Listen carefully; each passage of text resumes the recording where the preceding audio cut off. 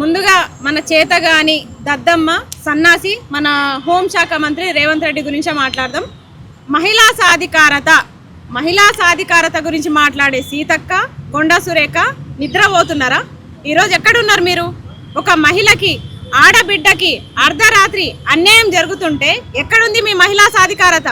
మహిళా సాధికారత అంటే మాకు తెలియదు. మరి అర్థం అంటే ఆడబిడ్డని అర్ధరాత్రి పోలీస్ స్టేషన్ల పోంటి తిప్పడమా, లేకపోతే నడి రోడ్డు పైన కన్నీళ్లు పెట్టించడమా?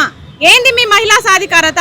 ఎక్కడున్నారు? పక్క రాష్ట్రం వాడు వచ్చి ఇక్కడొచ్చి మన ఆడబిడ్డలు ఏడిపిస్తుంటే మీరు మంత్రి మండలిలో ఉండి మీరు ఏం చేస్తున్నారు? మీరు ఒక అధికారంలో ఉండి మీరు ఏం చేస్తున్నారు? ఎక్కడోడో వచ్చి మనల్ని ఇబ్బంది పెడుతుంటే సినిమా చూస్తున్నారా మీరు?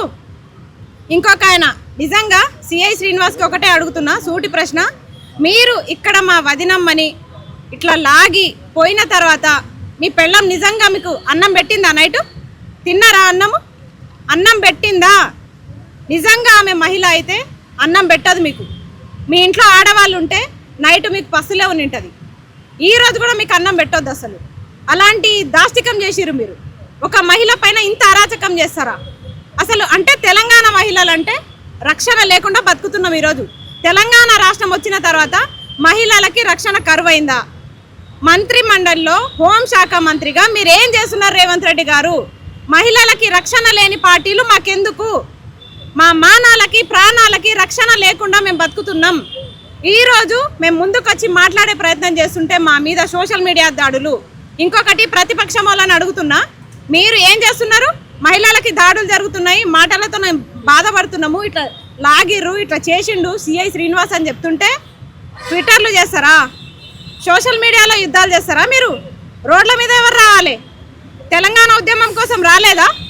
ఈరోజు మహిళలు ఎక్కువ శాతం మేము ఉన్నాం కదా, మహిళలమే ఉన్నాం, మా ఓట్లే ఉన్నాయి కదా, మీరు ఎందుకు రావట్లేదు? మరి రారా మీరు బయటికి?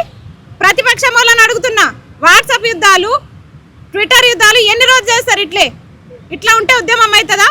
మళ్ళా చెప్తున్నాం, ప్రతిపక్షాలకైనా కాంగ్రెస్ గవర్నమెంట్కైనా మీరు ఇప్పటికైనా మహిళల పట్ల స్పందించకపోతే మాత్రం, మా మీద జరిగే దాడుల మీద స్పందించకపోతే మాత్రం, అక్రమ కేసుల మీద స్పందించకపోతే మాత్రం ఖచ్చితంగా మలిదశ ఉద్యమం 2.0 స్టార్ట్ అవుతుంది. ఖచ్చితంగా స్టార్ట్ చేస్తాం. అయ్యింది స్టార్ట్ ఆల్రెడీ. ఖచ్చితంగా ఇది కంటిన్యూ చేస్తాం. మా తెలంగాణ రాష్ట్రాన్ని అస్తిత్వాన్ని కాపాడుకోవడానికి ఎంత దాకైనా పోతాం. చెప్తున్నాం, ఈరోజు జర్నలిస్టుల పైన, నిరుద్యోగుల పైన, అమ్మాయిల పైన, మహిళల పైన ఇన్ని దాడులు జరుగుతుంటే నిద్రపోతున్నావా రేవంత్ రెడ్డి? లే, నీ ఇంట్లో జరుగుతూనే దాడా, నీ బిడ్డ మీద జరుగుతూనే దాడా, నీ బిడ్డ పెళ్లికి ఎవరు రాలేదని చెప్పేసి, నువ్వు రాలేవని చెప్పేసి అంత బాధపడ్డావు. ఇదే మీ ఫ్రెండ్ పృథ్వననే కదా ఆ రోజు సహాయపడ్డది. మరి ఈ రోజు అన్ననే వచ్చి ముందుకొచ్చి మాట్లాడుతున్నారు కదా, ఎందుకు? మరి ఈ రోజు తెలంగాణ మహిళల పట్ల ఇంత దాష్టికం జరుగుతుంటే నోరు మెదపట్లేదు.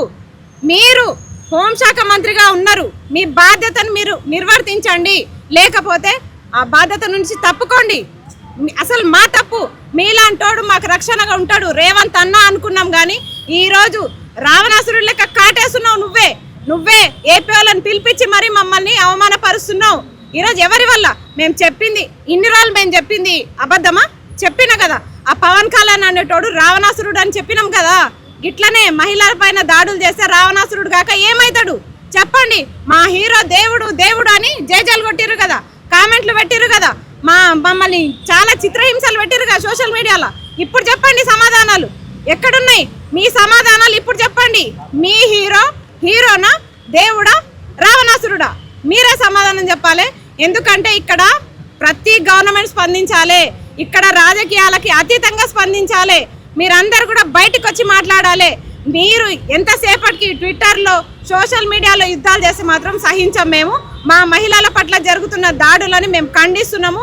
ఇంకొకటి, కేవీఆర్ అన్న పైన అసలు కేసే లేదు, అది అక్రమ కేసు, దొంగ కేసులు పట్టుకొని ఈరోజు ఇంత ఇబ్బంది పెడుతున్నారు. ఈరోజు ఒకరి మీద ఇద్దరి మీద అవుతుంది. తెలంగాణ రాష్ట్రం మొత్తం ఇట్లా అల్లకల్లోలం చేస్తుంటే చూస్తూ ఊరుకోవాలా? మేము ఊరుకునే ప్రసక్తి లేదు. మళ్ళీ దశ ఉద్యమం 2.0 స్టార్ట్ చేస్తున్నాము. కాసుకోరిగా.